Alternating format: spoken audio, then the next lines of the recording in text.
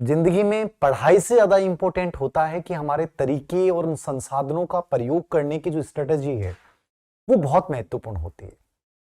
पहले कोई टाइम था ऐसा जब हर इंसान अच्छा करता था, मेहनत करता था, परिणाम मिल जाता था। मुझे लगता है कि आज के टाइम में हर बच्चा मेहनत कर रहा है, हर बच्चा आगे बढ़ने का प्रयास कर रहा है, पुरजोर कोशिश कर रहा है, लेकिन आउटकम्स उतने नहीं आ रहे।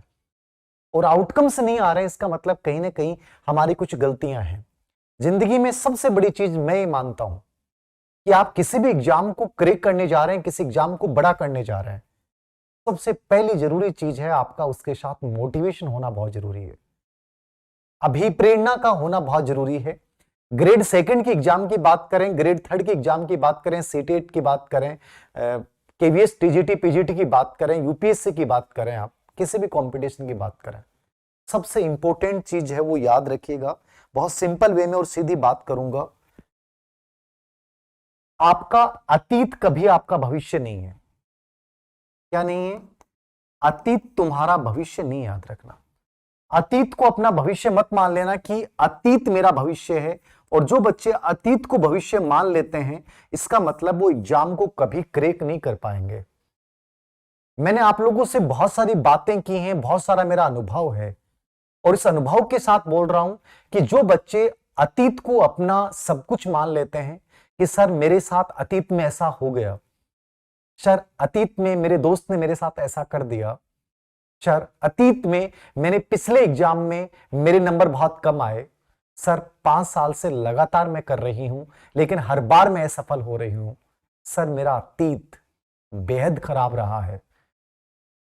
याद रखना, तुम क्या थे, तुम क्या थे और तुम कहां जाओगे, यह इस बात पे तय करता है कि तुम इस क्षण किसे चुनते हो।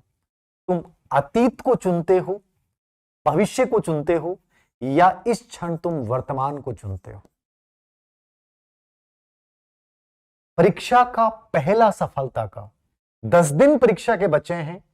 यदि तुमने अपने अतीत को हावी कर लिया तुम कभी बेटर नहीं कर पाओगे कि सर मैंने 5 दिन पहले एक ऑफलाइन टेस्ट सीरीज को दिया और उस टेस्ट सीरीज में 10,000 बच्चों ने भाग लिया और उन 10,000 बच्चों में से मेरी 9,000वीं रैंक थी। याद रखना, आपको क्या लगता है कि सर मैं सिलेक्शन लायक हूं या नहीं हूं? फर्क नहीं पड़ता, याद रखना।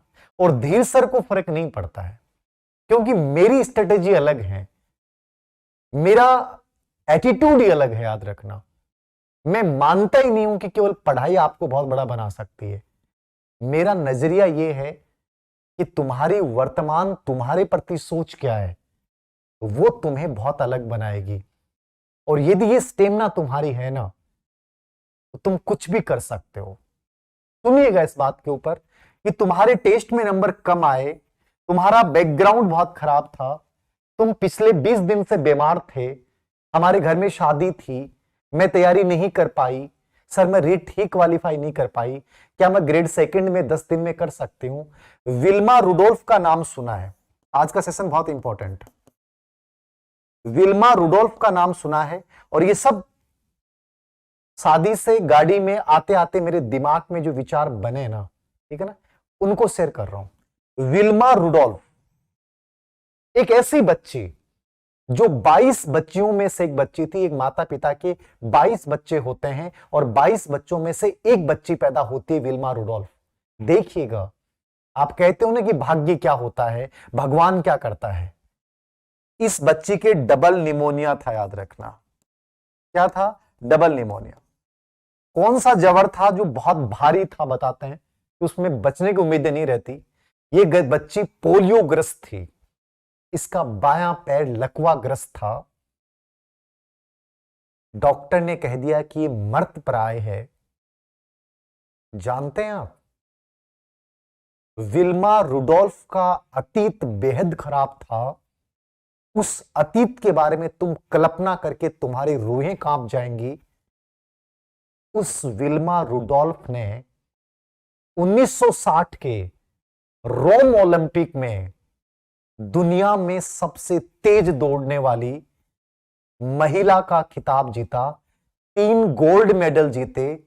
जिस बच्ची का पैर लकवाग्रस्त हो, जो पोलियो से ग्रस्त हो, जो हाई स्पीड जवर से ग्रस्त हो, जो डबल निमोनिया से ग्रसित हो, 22 बच्चियों में पैदा हुई बच्ची ने इतिहास बदल दिया, याद रखना।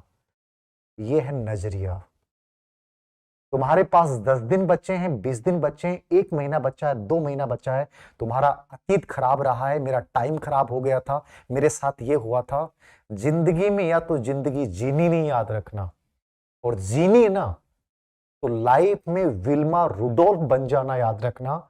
जब दौड़ो ना उस समय अतीत आड़े नहीं आना चाहिए, वर्तमान को जी के और फिर ऐसा उदाहरण पेश करना है। ये परीक्षाएं तो कुछ नहीं है, याद रखना।